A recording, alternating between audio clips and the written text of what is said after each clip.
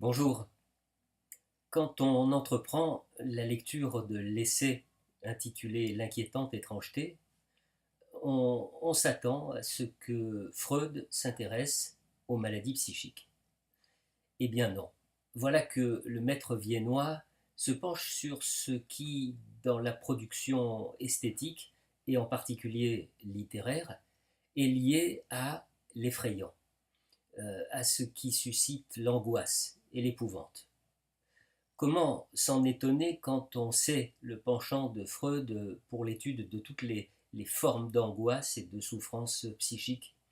L'inquiétante étrangeté, das Unheimlich en allemand, c'est le malaise issu d'une coupure dans la rationalité rassurante de notre vie quotidienne. Dans cet article, on pourrait résumer l'interrogation de Freud de la façon suivante. Qu'est-ce qui, dans les personnes et les choses autour de nous, dans les impressions sensorielles, dans les expériences vécues et les situations en général, qu'est-ce qui éveille en nous ce sentiment d'inquiétante étrangeté? Eh bien, la première conclusion de Freud, c'est que l'inquiétante étrangeté est une variété particulière de l'effrayant qui remonte au depuis longtemps connu, depuis longtemps familier. L'origine de l'inquiétante étrangeté est à trouver selon lui dans le familier.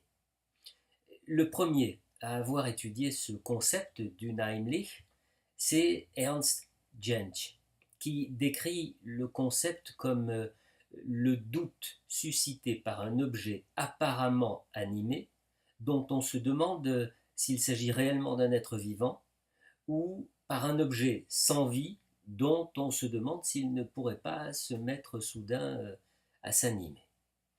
Pour sa démonstration, Freud utilise les contes d'Hoffmann, et en particulier le conte de L'homme au sable.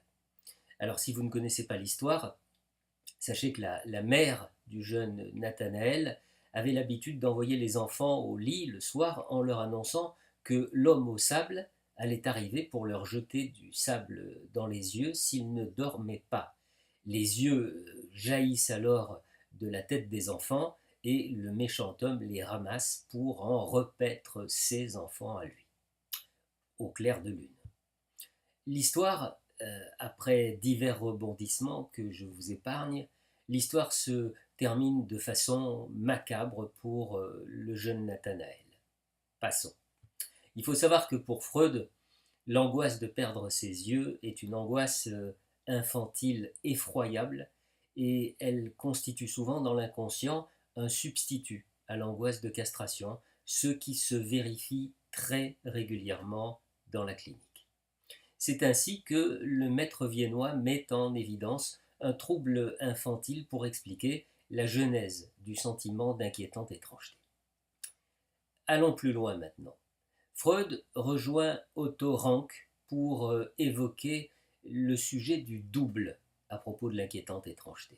Le double que l'on peut considérer comme une assurance contre la disparition du moi, eh bien ce double peut devenir une source d'angoisse. De nombreuses œuvres littéraires en témoignent, par exemple Le Double de Dostoïevski, qui génère de l'angoisse par le fait de voir générer une répétition du même. Freud l'a bien entendu ressenti lui-même, cette inquiétante étrangeté, pour pouvoir en parler, pour se pencher sur elle et s'interroger à son propos. Il nous raconte qu'il voyageait dans un train. Il se lève de sa banquette pour interpeller le contrôleur et à ce moment-là, il voit un homme à l'extérieur de son compartiment. Un homme à la silhouette antipathique, écrit-il, désagréable, voire inquiétante. Cet homme qu'il apercevait sans réellement distinguer ses traits, cet homme était en fait son reflet que lui renvoyait la vitre de la porte. On voit bien dans cet exemple, on voit bien le retour du semblable, le retour du reflet. Cette image d'abord dérangeante devient, une fois identifiée, la sienne. Dans son article, Freud procède à une espèce de revue des thèmes couramment utilisés par les auteurs d'œuvres d'angoisse et qui ont très souvent pour fondement un traumatisme subi par des individus au cours de leur petite enfance. Autant de développements qui lui permettent de postuler que tout affect qui s'attache à un mouvement émotionnel, de quelque nature qu'il soit, est transformé par le refoulement en angoisse. Et c'est de là que proviendrait l'idée du retour du refoulé comme l'un des principaux facteurs d'angoisse.